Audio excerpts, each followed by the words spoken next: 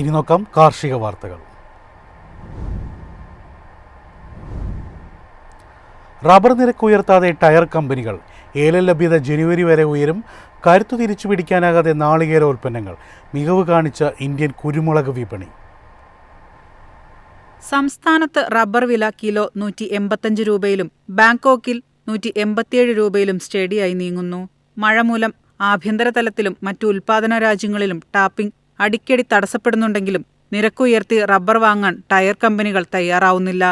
അതേസമയം വിനിമയ വിപണിയിൽ ജാപ്പനീസ് നാണയമായ യെന്നിന്റെ മൂല്യം 9 മാസത്തെ താഴ്ന്ന നിലവാരത്തിലേക്ക് ഇടിഞ്ഞത് വിദേശ നിക്ഷേപകരെ റബ്ബറിലേക്ക് ആകർഷിച്ചു.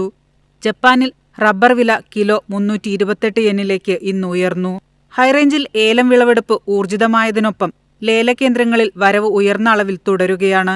അനുകൂല കാലാവസ്ഥ വിലയിരുത്തിയാൽ ജനുവരി വരെ ലഭ്യത ഉയർന്നു നിൽക്കാൻ ഇടയുണ്ട്. ഉൽപാദന മേഖലയിൽ നടന്ന ലേലത്തിൽ 96,102 കിലോഗ്രാം ഏലയ്ക്ക വിൽപ്പനയ്ക്ക് വന്നതിൽ 94,753 കിലോയും വിറ്റഴിഞ്ഞു. ശരാശരി ഇനങ്ങൾ കിലോ 2,425 രൂപയിൽ കൈമാറി. വലിപ്പം കൂടിയ ഇനങ്ങൾ കിലോ 3,150 രൂപയിൽ ഇടപാടുകൾ നടന്നു. ആഭ്യന്തര വാങ്ങലുകാർ രംഗത്ത് സജീവമാണ്. നാളികേരോൽപ്പന്നങ്ങൾ കരുത്ത് നിലനിർത്താൻ നടത്തിയ ശ്രമം വിജയിച്ചില്ല. തമിഴ്നാട്ടിലെ വ്യവസായികൾ കൊപ്ര സംഭരണം കുറച്ചതുമൂലം കാങ്കയത്ത് ഉൽപ്പന്ന വില 2 ദിവസം കൊണ്ട് ക്വിന്റലിന് 550 രൂപ ഇടിഞ്ഞ് 20,750 താഴ്ന്നു. തമിഴ്നാട് എണ്ണവില 29,675 രൂപയിൽ നീങ്ങുമ്പോൾ കൊച്ചിയിൽ വെളിച്ചെണ്ണ 35,300 രൂപയാണ്. വിയറ്റ്നാമിൽ കുരുമുളക് വില മുന്നേറിയതോടെ ഇന്ത്യൻ മാർക്കറ്റിലും ഉൽപ്പന്നം മികവ് കാണിച്ചു. യൂറോപ്യൻ രാജ്യങ്ങൾ ക്രിസ്മസ് ഓർഡറുമായി രാജ്യാന്തര വിപണിയിൽ ഇറങ്ങിയതാണ് കുരുമുളക് വിപണി ചൂടുപിടിക്കാൻ അവസരമൊരുക്കിയത്. കൊച്ചിയിൽ അൺഗാർബിൾഡ് കുരുമുളക് വില ഇന്ന് 100 രൂപ ഉയർന്ന് 68,800 രൂപയായി. News desk Myfin TV. രാജ്യത്തിൻ്റെ കാർഷിക മേഖലയുടെ മുന്നേറ്റത്തിന് അമേരിക്കയുടെ താരിഫ് മാറ്റം ഗുണം ചെയ്യും. വിപണിയിൽ തുല്യതാ മത്സരം ഉയർത്തുമെന്ന് വാണിജ്യ മന്ത്രാലയം. തേയില, കാപ്പി, സുഗന്ധവ്യഞ്ജനങ്ങൾ തുടങ്ങിയ ചില കാർഷിക ഉൽപ്പന്നങ്ങളുടെ പരസ്പര താരിഫ് പിൻവലിക്കാനുള്ള അമേരിക്കയുടെ തീരുമാനം ഇന്ത്യക്ക് നേട്ടമാകുമെന്ന് കേന്ദ്ര വാണിജ്യ മന്ത്രാലയത്തിന്റെ വിലയിരുത്തൽ. ഈ മാസം 12-നാണ് അമേരിക്ക ചില കാർഷിക ഉൽപ്പന്നങ്ങളുടെ താരിഫ് കുറച്ചത്. നവംബർ 13 മുതൽ നിയമം പ്രാബല്യത്തിൽ വരികയും ചെയ്തു. കാപ്പി, തേയില, സുഗന്ധവ്യഞ്ജനങ്ങൾ എന്നിവ കൂടാതെ വാഴപ്പഴം, കൊക്കോ, ഓറഞ്ച്, തക്കാളി, മാംസം, വളങ്ങൾ, പഴച്ചാറുകൾ, ട്രോപ്പിക്കൽ ഫ്രൂട്ട്സ് എന്നിവയാണ് താരിഫിൽ നിന്നും ഒഴിവാക്കിയ കാർഷിക ഉൽപ്പന്നങ്ങൾ. ആഗോള വിപണിയിൽ എല്ലാ കയറ്റുമതിക്കാർക്കും താരിഫ് മാറ്റം ബാധകമാണ്. ഇന്ത്യൻ കയറ്റുമതിക്കാർക്ക് മറ്റ് രാജ്യങ്ങൾക്കൊപ്പം മത്സരിക്കേണ്ടി വരും. ഇത് കിടമത്സരം ഉയർത്തും. ഇന്ത്യയുടെ പ്രതിവർഷ കയറ്റുമതി മൂല്യം ഏതാണ്ട് $1 ബില്യൺ വരും. താരിഫ് മാറ്റം നിലവിൽ വരുന്നതോടെ വിപണിയിൽ തുല്യതാ മത്സരം സൃഷ്ടിക്കപ്പെടുമെന്നാണ് വാണിജ്യ വകുപ്പിലെ ജോയിന്റ് സെക്രട്ടറി ദർപ്പൻ ജെയിൻ പറയുന്നത്. News desk Myfin TV. വിത്ത് ബില്ല് പ്രത്യേകമായി പഠിക്കാൻ കേരളം. സംസ്ഥാനങ്ങൾക്ക് ഡിസംബർ 11-നകം അഭിപ്രായം രേഖപ്പെടുത്താം.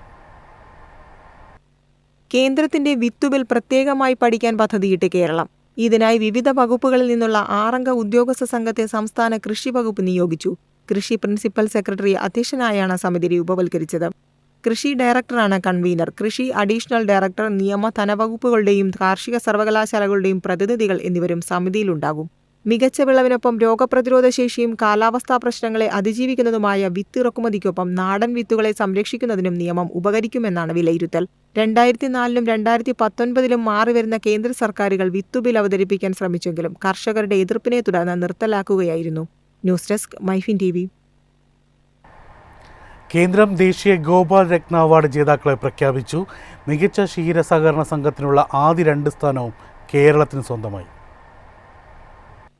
2025-ലെ ദേശീയ ഗോപാലരത്ന അവാർഡ് ജേതാക്കളെ പ്രഖ്യാപിച്ചിരിക്കുകയാണ്. കേന്ദ്ര മൃഗസംരക്ഷണ ക്ഷീരവികസന വകുപ്പ് മികച്ച ക്ഷീരസഹകരണ സംഘത്തിനുള്ള ആദ്യ 2 സ്ഥാനം കേരളം സ്വന്തമാക്കി. 1-ാം സ്ഥാനം വയനാട് ജില്ലയിലെ മീനങ്ങാടി ക്ഷീരോത്പാദന സഹകരണ സംഘം നേടി. 2-ാം സ്ഥാനം പാലക്കാട് ജില്ലയിലെ കുന്നങ്കാട്ടുപതി ക്ഷീരോത്പാദക സഹകരണ സംഘത്തിനാണ്. 5 ലക്ഷം രൂപയും പ്രശസ്തിപത്രവും മൊമന്റോയുമാണ് 1-ാം സമ്മാനം. 3 ലക്ഷം രൂപയും പ്രശസ്തിപത്രവും മൊമന്റോയുമാണ് 2-ാം സമ്മാനമായി ലഭിക്കുക.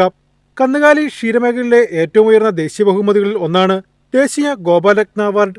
ദേശീയ ക്ഷീരദിനാഘോഷത്തിന്റെ ഭാഗമായി 2025 നവംബർ 26 കേന്ദ്ര ഫിഷറീസ്, മൃഗസംരക്ഷണ, ക്ഷീരവികസന വകുപ്പ് മന്ത്രിയും പഞ്ചായത്ത് രാജ് വകുപ്പ് മന്ത്രിയുമായ രാജീവ് രത്നൻ സിംഗാണ് പുരസ്കാരങ്ങൾ സമ്മാനിക്കുക. News desk Myfin TV. കമ്പോള നിലവാരം.